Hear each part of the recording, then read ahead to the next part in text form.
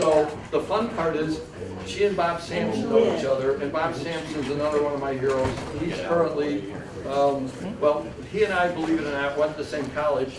I don't know if Deb knew that.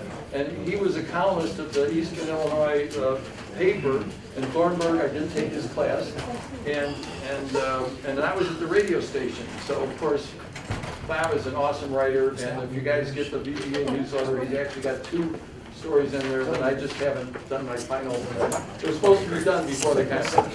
Anyway, so Deb's been in the college business, history, Eastern Illinois, and a bunch of other places. She's currently with the Henry Ford. I think of that as the after the being a professional person time where she can now have fun and not worry about, well, there's the Henry Ford. There's always politics. And Bob thought that Deb would be a great person, seeing that she's been in the vintage wall movement for what, at least 30 years? Maybe longer. That's all you admit to? I can't remember. Yes, that's it. There it is. And I know Yvette's gone through this, because Yvette had her own gals club that I got to play a lot of those gals, and they were good. They were a good team. You had a good team. I'm sure there's stories that you don't want to share about. Ohio champions. There it is. There it is. Won it, man. So the cool part is Deb can tell you what it's like to be a vintage baseball player, on a woman on a vintage baseball team today, because she's lived it and seen it.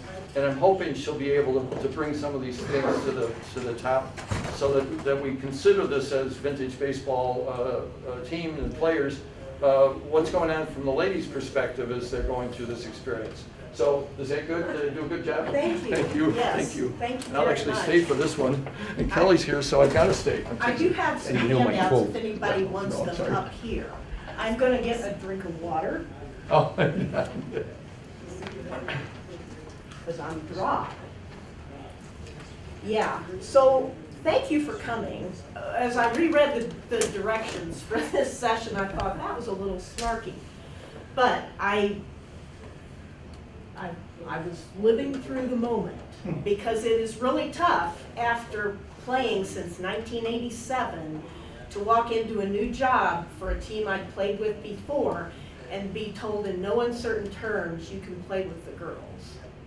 Now, I loved to play with the girls, and the only opportunities I really ever had were at Muffin Meadow during the Ohio Cup, because those were the only teams of women that I knew existed. I began in 1987 playing town ball when I managed the Farmers Museum in Cooperstown, New York. And I played there for 5 years, and then I played for the La-Di-Da's at the Henry Ford in '93.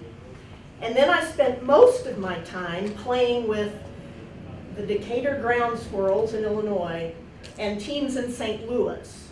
And in 1 year, I played with 6 teams because I'm a maniac. But I could hold my own. So if people needed players, why not? Yeah, and I have not picked up a bat since 2016. Oh, well, 2017, but it was before the season started when I was told that I could play with the girls. To play with the girls instead of walking a mile to the field where the La-Di-Da's played, I'd have to drive, what, an hour and a half to Lansing or wherever else there was a team. I didn't have the time for it, and frankly, my heart was broken. But I was old enough to need to retire, so I take it, as a bit of a relief for not having to drag out my body too long. I want to pull you out of retirement, come to my team in Connecticut, I'll launch you. The snarky part of this is carrying along the white privilege baggage into the present. So what I want to do, and there we go. Just a little bit of background. I come from very rural southern Illinois. So when I listen to your talk about rural Minnesota, it's obviously very different. But there were teams all over the bottoms of southern Illinois. And these are a bunch of guys that played with a team in Gorham, which was the closest town to where my family grew up in Rockwood, Illinois, right on the Mississippi River. But there's the Gorham Stars. Who are they? I don't know. I have never figured this out. I joke with the Stags, they're drinking Jägermeister instead of, yeah. But I would not want to run in those shoes. To the degree that they played, I have no idea. But this is the kind of world that I grew up with. Men on the teams and women, present, but less known. And this then is a little bit of my family. My father, in the middle up there, he played constantly, anything that he could play. Back when the Browns were in St. Louis, he went to tryouts and was picked up by the Browns, but didn't want to go to the training camp in Florida, so he didn't. My aunt is the catcher there. I don't know what the inspiration for that was. She's the only one of these folks still alive that I can ask, so I am going to when I next see her.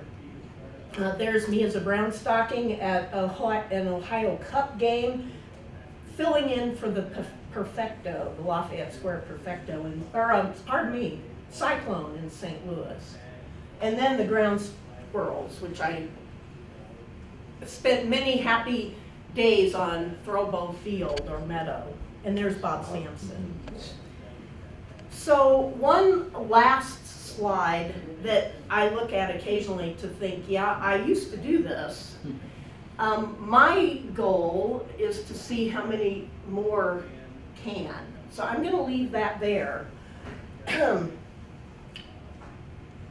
ball. I'm going to call it town ball, 2 words. At the Farmers Museum in Cooperstown, New York, was a game that everyone could play and did. We had people ranging from, they had to be at least 14 to work at the Farmers Museum, so they'd be from 14 up to their 60s, playing regularly. When Elder Hostel would come, those folks would take the field and play without missing a beat. We played on the 60-foot baselines. We had different rules. We used the stick, which was about the size of the stake, as our bat, and a ball that was about the size of a squash ball, which is smaller than a racket ball. So there were some nuances then, just to make sure that anybody could play. The base pads, being 30 feet and then 60 feet, were short enough that the relatively infirm elder could still run between them. And yeah, that was my inspiration. Plus playing for a team that had me plus another woman with no hesitation. If you were interested in playing, you could play. Yes. I've played 1858 rules with the Ground Squirrels, which is still the diamond layout, but it's a little less intense in that it is gloveless, but it's one bound and you're out rule, which makes it a bit easier for people of varying skill levels to play. You all know this. When you begin to get into the 1860 rules, it changes. There is stealing, so the behind needs an arm. And you get into the 50 or 62 rules, and there's no bound out. So that totally changed the game. But I would argue vintage baseball is about the differences in the rules and the ways the game evolves, rather than a replication of today's ball with clothes. So the handout that is here, I was going to try to walk us through some of the things to think about if you're a team that wants to embrace diversity, equity, and inclusion.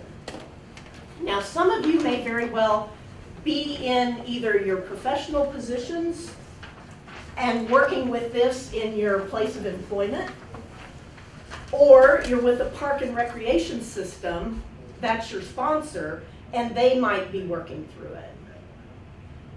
So some of this language might be familiar.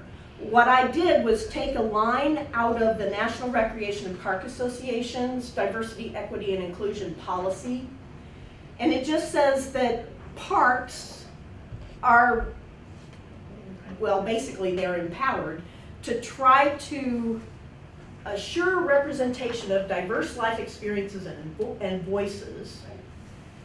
And then Park and Rec professionals basically are expected to develop programs that, quote, better reflect the communities their agencies serve. Inequality is the ultimate challenge facing our nation, and Parks and Recs can make a profound difference. Obviously, town ball or baseball is addressing community health by getting people active. It can help people face resiliency because you are engaged with a team sport and you're part of a community of players. And overall well-being. Well, how do you do that? You know, you could be the person that does get that strikeout and it all ends. But how do you help people of diverse perspectives when they're playing this game realize that they've done the best that they can do and feel good about what they've done, win or lose? Ultimately, this vintage baseball can make communities better places to live, learn, work, and play. Now, to me, that's a pretty high ambition. So how do vintage baseball clubs approach this?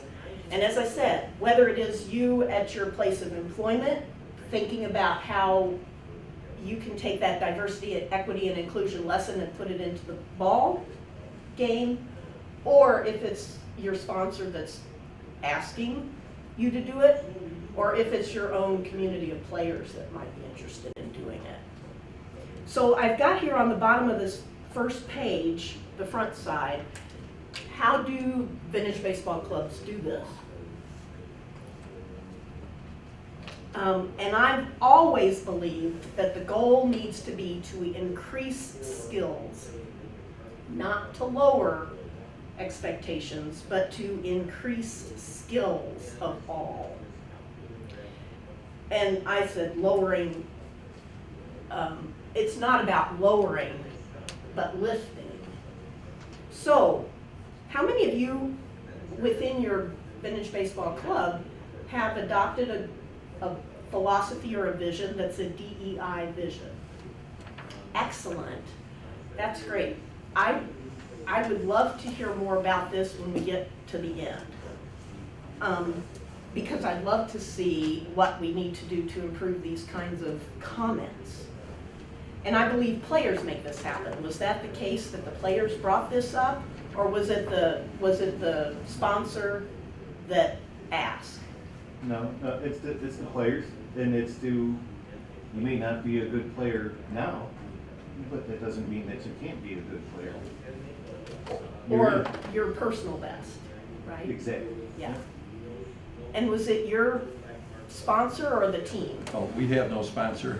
We have no Okay. money, so it's become the character of our club that whoever comes to play, we find a place for them. Girls, the guys and gals, and whatever they bring to the field, that's okay. Everyone. And that's Yeah. part of who we are. We're not out to win the national trophy or any of that stuff. We're there for a good time and the camaraderie that's part of the game. Mm-hmm. And I think that helps with people that are, super athletes. That makes them more comfortable. And we have this kid from high school. His nickname is Four Eyes, and he's been with the team forever, and he's grown as a player. He's a better catcher now, better fielder. He's that analytical guy that figures out the mechanics, but we gave him time to mature as a ball player, and that's a big deal. Yeah. Good. So part of helping people be part of these communities of players is to make sure that there's equity, and I interpret equity as thinking about rules. So I know we've all talked about rules, we've established rules, but do you convey those rules? Do you remind people of those rules? Do you practice those rules? Whatever they may be. And that includes the rules of the game as well as the rules of engagement. So rules, or you could say protocols, maybe a better term, that specify club responsibilities, member responsibilities relative to that, and expectations that can help with playing time. Inclusive, well, how does that relate? Being open, transparent, and honest, both in expressing the mission of your club and the vision of it related to diversity, equity, and inclusion, but also holding, or when recruiting, that you are recruiting for a club that's going to represent your community, and maybe not just the networks of people that certain people already know. I understand how difficult recruiting is. Skill development, we've talked about this, but regular training and practice sessions and holding clinics on the rules. When I first, in Cooperstown, we practiced every Wednesday, come only a 2-foot snow, and then we were all season long still practicing Wednesdays, playing on Saturdays and Sundays. When I started with the ground squirrels, same thing, but clubs kind of fall off the wagon, as it were, and stop holding these regular gatherings. I think especially as a certain core of people become very familiar with the rules, but what that does is create the lack of transparency and lack of skills development with anybody who comes after that. You know you can't learn to play just by playing. There's investment in that. And then, oh my gosh, the role of the arbiter. No one is more important in the game of vintage baseball than the arbiter to help set the standard for engagement with the crowd, reminding people of the rules, and doing so in as engaging and precise a way as possible. Mm-hmm. If I could, I just, maybe I'm not so sure, I was listening to the talk and I kind of understood that. Is there teams that are kind of exclusionary? I mean, I know the biggest thing, recruiting is hard. I would like to see more diversity. I know that a lot of the teams on the East Coast, we stretch out. My teams have had a lot of great women, just ball players. My best favorite teammate of all time is Melissa Fredlow, who's famous in 19th century baseball, is just fantastic. And even the Providence Grays that take back from 1884, that is significant historic team, they have a woman on team, so they don't really see that as a bound. But I'm hearing you and I'm questioning, is that something that some teams are holding back with diversity or inclusion? I know that there's some teams that are trying to be really strong. I had to beg my way onto one of those teams years ago. So I would say yes, and it's Michigan. Really? Okay, and Yep. and that's why I just didn't know, kind of the It's not elephant in the room, like, easy to hear. like really? I mean, I don't think so. There was only one club in Michigan who's had women, and it's an old club, Northville Club. They've been around forever, and they've all, as long as I've known them, they had 2 women on their team. Now they still only have one because, I forget her name, oh my God, she retired. But Goose, yeah, well, I think she would too. She's on the catches now. Yeah, what else? See, I just want So- good people that play ball, and women, I've had dentists that do that. Yeah, Michigan is in an interesting situation where we were all raised with the softball mentality, and our vintage baseball clubs want to be competitive. And there's very few that are trying to be true to the community spirit of baseball. This is where the inclusion comes in. Yeah, and this is You have the to remember key. that it's a community. You don't look for the best Yeah. players. You So- look for players, And no develop them matter what and have type fun. of players they are. East Coast being progressive was the first thing that I noticed, even before I saw that Ohio had their women playing. The first thing I noticed when I came into baseball was, oh, chicks been playing in the East Coast games forever. What's wrong with Michigan? However, I Absolutely. can temper the conversation a little bit. I played for the Long Nine in Springfield. The Long Nine's mentality has always been recruit ball players, but they also recruit Division II softball players. So that's how women come into the Long Nine. The very first criteria to play in the Long Nine is usually your talent on the field. And we never practice. I played for them for 8 years. We never held one practice. So you do have to pick up the vintage game on your own. But they do have a commitment to diversity because they do approach softball players, women's division college D softball players. Yes. Bring 'em So in. let's go back to the diversity, equity, and inclusion baseline here.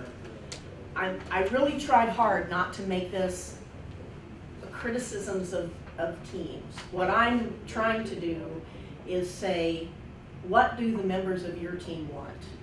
Does your team want to exhibit exceptional athleticism in period uniforms? Does your team want to represent the community?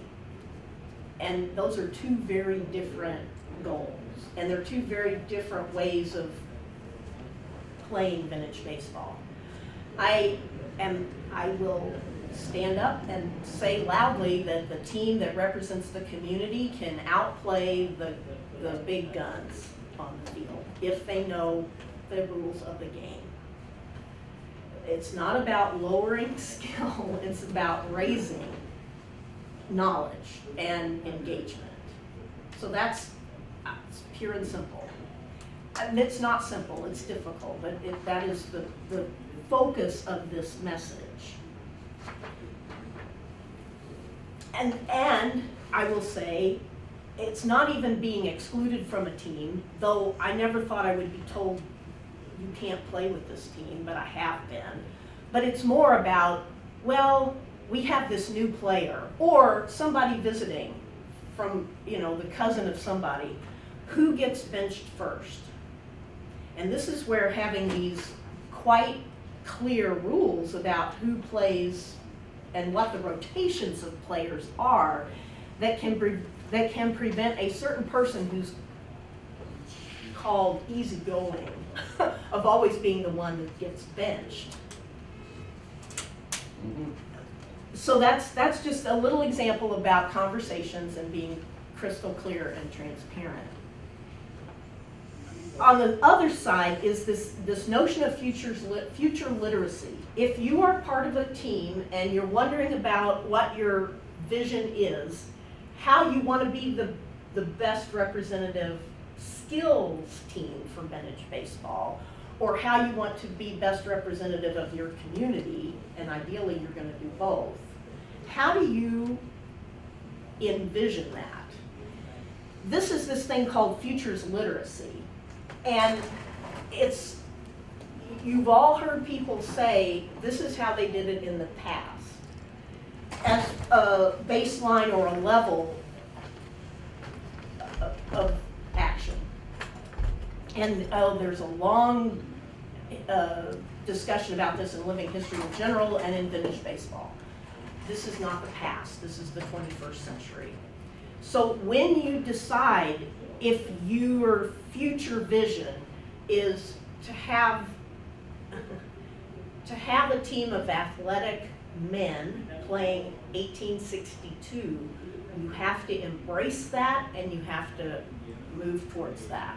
But you also have to recognize in the 21st century who is excluded because of that. And this is just part of our life conversation at the present. But it's all about determining what your future is. How do you, what is your goal? That can inform your decision about your future. Is it a quest for the personal best? Is it a quest to be an educational outlet of, you name the organization, be it Park and Rec or County Parks, Museum, so educational, or is it recreational? And those are just three of the biggies.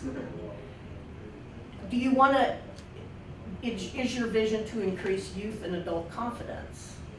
Well, that's different than an exhibition team. Do you want to draw a crowd? And if so, who's your audience? And so I challenge you today to look at the audience at the Henry Ford. And there are many reasons why there's the audience. That audience is based on membership in the organization, because they can come and go. They do. They buy tickets to come and see the games, and they show up in the hundreds. And it's a beautiful day today, so who knows what. It could be really impressive out there. But there will be relatively few faces that aren't exactly like ours in that audience. And this is something that the Henry Ford is addressing in major ways. We have a first diversity, equity, and inclusion officer. But I don't know that any of that has affected the la-di-das or the conversations. Do you take that organization out into the community? Because there's always that insulated kind of space about the Henry Ford. And, okay, there we go. Yeah, only Kaz knows, because Kaz is the player on the field. Aha. What do you say, Kaz? Are they going into the community and doing presentations, interacting with students and different parts of the Detroit community? So we've been bringing we have a partnership with Detroit Public Schools. Nice. That are bringing for free students from Detroit Public Schools into the institution. We have Caroline Braden. her Yes. group, the Access coordinator. Yeah, so we have our access coordinator that's bringing in people of all levels and all abilities, but these are all, like Deb said, they're in the last few years or so at most, and so we're trying to develop these things Yeah. from the ground up. But our Henry Ford Academy, where Jeff teaches, is what, 75% minority? Nice. And this is this interesting tension that exists, and that the Henry Ford is aware of. We have a white audience, we have a white history. It's just, it is a museum of great white men. Well, and their price of admission is prohibitive. Well, yes, so all of these things They're addressing. factor in. And cosplays town ball with his students. Yeah, I have a group of kids, about 30 kids, probably 20 of them African American, and yeah, we play town ball. Nice. In my baseball unit. Nice. In one of my classes. And that, it relates to not necessarily building a team, but wouldn't that be great if it funneled into that? But it is about these other goals of education, youth confidence, and creating feelings of community and awareness. Okay? Now, the other part of this, I am a historian. I am deep-boned historian. When I look at vintage baseball and what year is it, I immediately start to think about what that time period means. Regionally, nationally, internationally. Do you Because- talk with Leslie Heathy at all? No, sorry. You're gonna work on that, yes? I will, I've had her present at the last two conferences yes. and about those topics that you're referring to. I'm fine, Because that's good. 1858 and 1860 and 1862 Yes. are all, the institution of slavery is, A lot of good meat there for historians, yes. yeah, and so if you pick a time period and you field a white team, is it exclusionary in appearance? Is it inclusionary? How do you balance that? So what time period you pick is critical. What rules you adopt is critical. What uniforms, what skills obviously relate back to that degree of historic persona. But, yeah, this is understood in terms of the impression of vintage baseball, especially as, well, in the current political climate of today. So we can talk more about that if we want to, and I will explore more the folks within the Vintage Baseball Association who are doing that. And then that gets us to who we want to recruit and how we retain. And we're ambassadors not just of a game, but of a new way of thinking about that game in terms of its engagement with wherever we live, whoever we live with, and those audiences that come to see us. This is hard, and it costs money, and it takes more time than some may dedicate to it. So you need sponsors, monetary and otherwise. You need clear messages and good engagement with media. Now, probably all of you, because you're here, do that, because you're taking the extra effort to come to the Vintage Baseball Association. But for you had mentioned that DEI is part of your club's culture, what, if you wouldn't mind telling us, what has that meant in extra effort for any member of the team? We started without any, there's no exclusions to start with. The first question isn't, what year do you play, or how accurate are you? The first question is, who is on your team? You know, so the mindset started differently, because we've only been playing since 2015. We actually had the benefit of building that DNA into our club. And where are you? Pardon me for not knowing. Central Florida. Oh, wow, okay. That, Central Florida, what place? Well, we're Lakeland, Orlando, Apopka, all of Central Florida. It came together to form a club. Great. So you haven't had to rethink what an established club's rules or responsibilities Exactly. are? I was from upstate New York, where I played with other clubs, and that was kind of built into it. Like, it was men's clubs and women's clubs, and so starting clubs down in Florida, it took a different path. Yeah, yeah. To start with, it's much That's- easier when you've already started that way. Yeah, and let me, thank you for mentioning that. Let me say that there's also always been women's clubs and men's clubs, and there always will be Sure. women's clubs and men's clubs. So the point of this is not to undermine those decisions, it's just to make sure that those decisions Yeah, are and clear. we play a 21st century club, playing by old rules, but we're still in the 21st century. You have to remember that. Yes, yeah. Yeah, good. Oh, I'm happy to open it Yeah. up because you've got this. Oh. This is just my very basic.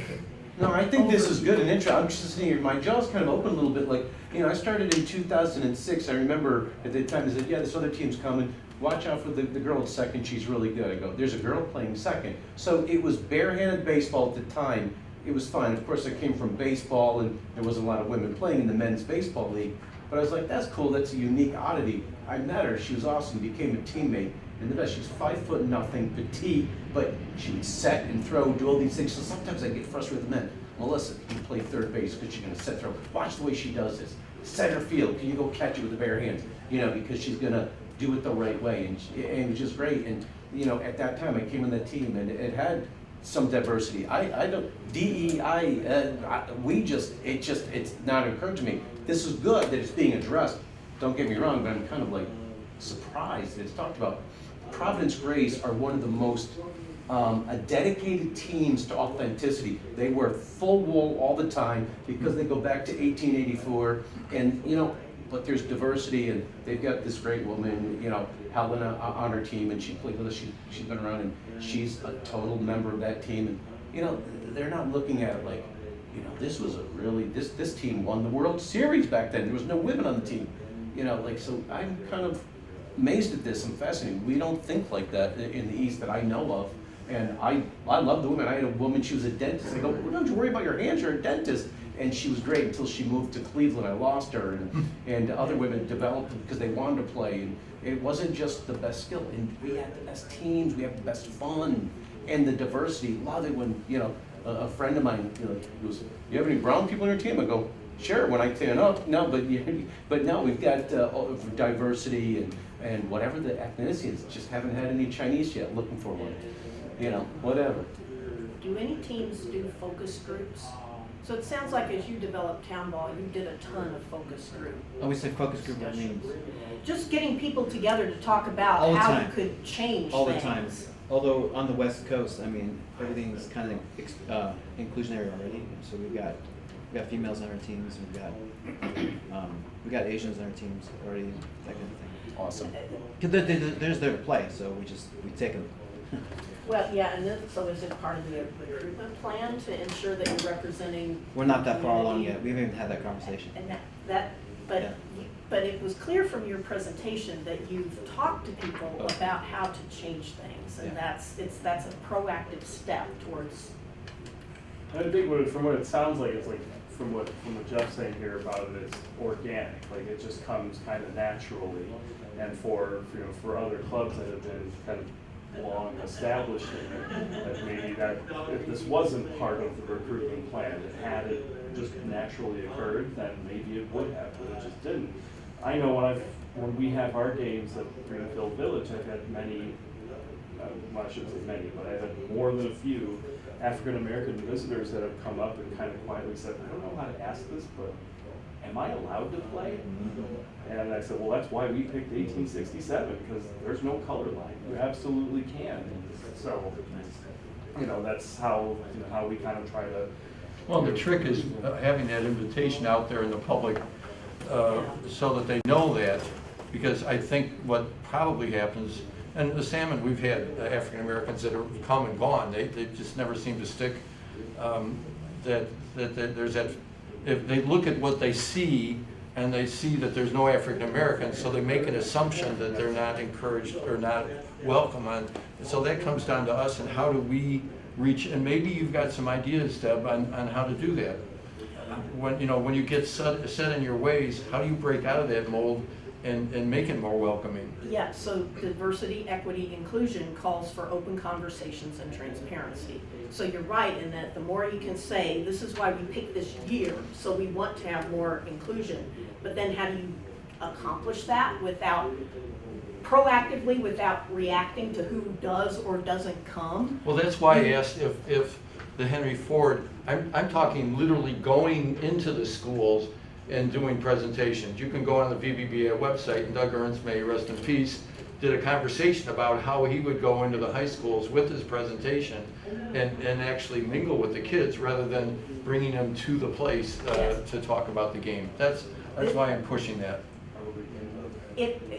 Well, there are ways, but it makes more work.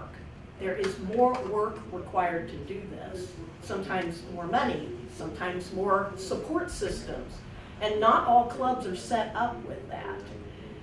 It's your skill set, what you have on your club and who's capable of doing that. Yes, and Yes. I mean, there is, if you want to have a club that reflects no color line, then how do you go about building that club? And this is in no way, I am not criticizing anybody. I'm just, and there are ways. You have focus groups, you have open conversations, you do recruitment with students, but there has always been in this country a self-segregation approach, meaning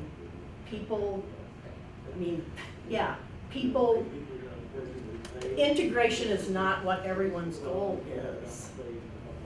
Well, you're not actively doing it, and part of it's your network. Who are your friends? How many of us have African American friends in this room that we interact with on a regular basis that get to know us and feel comfortable asking the question? That's a big deal. It is a big deal, but my point is that Jeff has students, 3/4 of whom are black. Right there, they look out their windows and they see Walnut Grove ball field. That is the best example of how hard this is to build teams that represent your community. And the last thing that I'll say about this is transparency.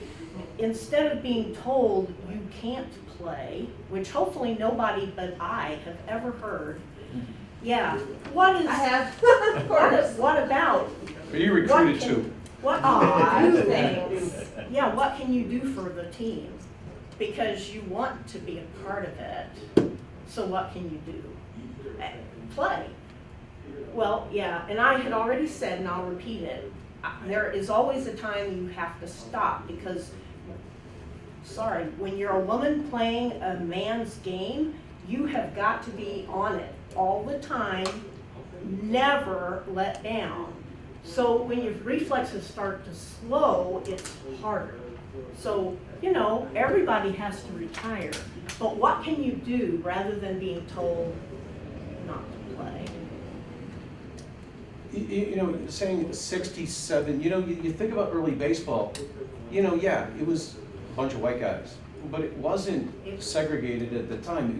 But you look back in the early days, it was a little bit more easygoing. And when it started to get a little crazy when you look at it, it was like kind of the Irishmen were coming in. What was that about? Was you kind of had the bosses against the workers once it started to integrate. As you read some of the books and a little vague, but because then it was kind of like, oh, there was going to be this ability for them to play. So they were sliding a little harder and stuff because you had these, you know, Knickerbocker types that were up there, and the game was gentle. And they started to get aggressive, and it started to build up from there. But there was no real exclusion at that time. Of course, like you said, self-segregate. People tend to do that for the most part. But I'm going to tell you, with the New York Knickerbocker experience that we're putting together, I mean, I hope it's everything. It's great. And of course, if you're making a movie about the Knickerbockers, it's going to show 9 white guys because that's who they were then. But today, I hope it's everything just to enjoy. And I am kind of shocked, but it's awakening to hear this talk. Like, yeah, okay, this is really happening. But I will say this, that if a team is thinking to keep certain people off a team, or even women, you're missing it. I'm going to say that, unless you're doing some kind of historical movie. But to be inclusionary is great, and there was nothing saying you couldn't be. So I play a lot of 64 games, and black guys and women on the team, absolutely fantastic. I'd never considered this, and it's great. But on the Knickerbocker team, guys, you know, please, anybody and everybody, let's get together and get some more diversity, just because it's great sharing people. An Indian player from India that was playing cricket, now playing baseball, you know, whatever it is, it's so much fun. So there really is. We shouldn't think that there was segregation there. There was self-segregation, but it wasn't excluded. I mean, the bigot Cap Anson didn't really help shut things down with the Jim Crow laws yet. And I think in conclusion, all I can say is that there's a reverse, right? A man who might want to play for a woman's team, and what will that response be? The point that I'm trying to make with this is that we're in the 21st century, and things, this notion that you may try to recreate the past is really a flawed notion. So how does this thing that we do, vintage baseball, live and flourish in the 21st century? So that's all I got. Okay, more players.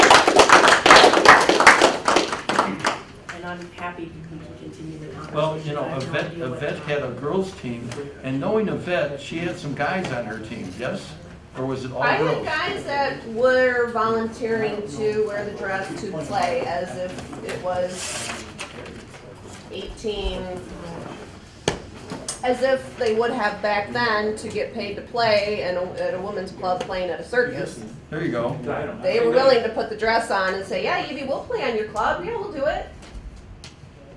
We never did it, but I've played in a full-length skirt. we had, you know, it's funny. We had an exhibition in the Early Risers. We go up to Port Hope. It's a little town up, you know. We do an exhibition there every summer. And we really do good with inclusion. And I put one of my dresses. I do play in a dress for some games. Some games I play in man suit. But we put a dress on one of our guys, put him on the field. You know that nobody in that audience, this was the exhibition match for the entire town summer festival. Not one person asked, why is that man wearing a dress? They asked, why was I there? I'm a girl. I said, well, because I play. I said, did you guys notice that there's a gentleman in a dress on the field? And he had a facial hair. I mean, you knew he was dude. Oh, yeah, he's wearing a dress. Yeah, why? I said, okay, well, let me explain to you, because if he had been wanting to get paid to play, he would have found a women's club that was getting paid as a sideshow and put the dress on to play the game so he would get noticed from a manager. Oh, okay. But this was what they focused on, was me, not the dude in the dress. It's like, oh, wow, okay. That's cool. What's the word? There was a word for like the one guy on the women's team. I can't remember. I don't know. Uncle always wanted to be that guy. You know Uncle? Yeah, I was gonna be that guy. That's super cool. But yeah, and a funny thing about inclusion, our club, the Detroit Early Riser Club, is from 1859. It was reinstated 13 years ago by, we call him RJ, but he's from India. He was born in India, raised here. And he's the one, him and his friend is the one who brought the Early Risers back out of nothing. So, but we try to stay true to Detroit. We play at historic Fort Wayne, where kids come and play soccer and watch, and I mean, we try to stay true to the city being a metropolis at the time of 1860s. If anyone was going to have somebody from another country playing baseball, it would have been Detroit, because they were coming and going to Detroit like crazy.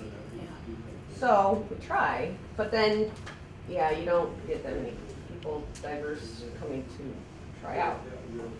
So yeah, that's the problem. And the reason our club has had ladies playing at it is our team owner is Ellie Carlson. It's that simple.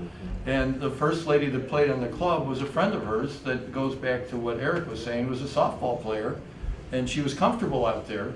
And then it ended up the girlfriend of one of the players who played softball in high school. She joined us. And I'm trying to think, I don't know how we got our recent lady who did a flapjack that did a talk here earlier. I think you can tell when she's on the field, she had experience playing ball. So, and we've just always been open, and it helps. And maybe that's what we do a bit, is we have more women that run these clubs and create these clubs, and that will help in part with the diversity part. I mean, why not? The only reason I started playing, even before I started the women, well, number one, I wanted to play. I've always been a tomboy, so I wanted to play. But because I used to show up to the games wearing a big Civil War dress, and I would work the crowd, and you know, you've probably heard me screaming in the stands at Greenfield Village if you've been there. You know, it's me. I'm the loud person in the stands, the woman. But we didn't have players when the club was coming back to being formed. We were like dying for players, and I was like, well, shoot, I'll do it. And you know, okay, put the uniform on, and I subbed for probably 6 years before they finally asked me to go to my own club. It took them a long time to be like, oh, should we actually have our own club? I don't know. I mean, that's fair, I get that. But yeah, it's because they couldn't even find dudes to play. I was like, hey, yeah, I'll do it. You know, maybe it's another thing too, that the situation of baseball today, guys, kind of boring, it's dying at times. You look at Jackie Robinson, he was a great athlete. You know, they say baseball was not even his best sport, but it's the one that paid the best. But now what happened is all the other sports, there's a lot of talent going everywhere, and they're more exciting sometimes. So a lot of the younger kids are like, really, baseball? Even I play modern ball on Sunday, I play 19th century on Saturday. I'd rather play 19th century. On Sunday I'm screaming, stop adjusting your batting glove and hit. Come on, let's move this game along. Even me in the outfield yelling that on the modern game. We just need people. We don't need to say, we need this person. We just need people. And I can't believe anybody would exclude, because that's just so dumb in my thing. But I've asked a lot of black people, and they don't want to come in. We got a black guy that talks to his friends. They go, I don't want to play with those white guys over there. It's like, what? He goes, no, they're not like that. See, even he, but it goes all the way. But the boredom of the game and these other things, got to break down barriers. I'm always looking to pull anybody that wants to play and have that Well, I'm guessing you have those diversity. games where there's someone that's watching the game that you invite them in to play. Always correct? friendly, always There you go. always inclusive. Nice. It's always very inclusive. That's the primary thing. If it's not inclusive, I'm nowhere to be found about that. We have a great group of people that are always inclusive. And so that's why I understand this is reality, and some people take things different, they look at history differently. I haven't considered that, and it's interesting, and it's something well taken, but no, you know, good people, everybody's invited. And just enjoy the game, enjoy diversity and inclusion, and we'll have a lot of fun. Well, and Deb, when you first started playing ball, I had Debbie Kazmarek back in my childhood. She was the jock in the neighbors. She was my event. And it was just automatic, because we knew she could play ball, and we'd say, did you have that kind of experience as a child where you just played ball with whoever, it didn't matter? grew up on a farm. Oh, okay. Every effort was made to get my brother on the ball teams. Okay. Yes. But you didn't hang out with your brothers and just play ball. Wiffle ball all the Okay, time. well, that counts, that's almost baseball. But I am of an era that there were no women's sports. You Okay, could yes, play volleyball, pre the but law thing, on a yes. farm, I wasn't in a sport until I could drive my brother to baseball. Okay, And that's, well, that makes it different, because I was a city kid, and it was whoever we could knock on doors and, you know, yell at the front of the door to get them to come out and play. the athleticism usually, helps usher Yes, a God, person yes. into, and I'm just gonna repeat the point I'm trying to make. This is the 21st century. There's communities that are diverse out there. We're in a different era Yes. of expectations about who can play and who can't play and who wants to play. So just Well, and I be still go aware of back it. to, our teams need to do, reach out more than we do. We tend to be a closed group, not on purpose. I think part of it's, and Corky, I may say the same about this, we tend to stay focused on maintaining our organization, and we don't take that extra time to go that extra space, because we're trying to survive as an organization. Have enough players, have enough money for equipment, schedule games, and for some reason, we just miss that piece as we Isn't that a great go opportunity to through. get more players? If that's Yeah, one of your problems, Yes, then maybe inclusiveness should be like, right at the top, sure, And oh my goodness. If you play at your park and rec field, like the ground squirrels always do, and many of you may too, in a museum where diversity and equity and inclusion is newly visible, there are support systems out there that can help, if that is an interest of your team, to make it more representative of your community and more inclusive. And you might just get additional players or supporters. I can say, I know that probably everyone here is already with an established club, but what I've been doing as a trustee for the BBDA has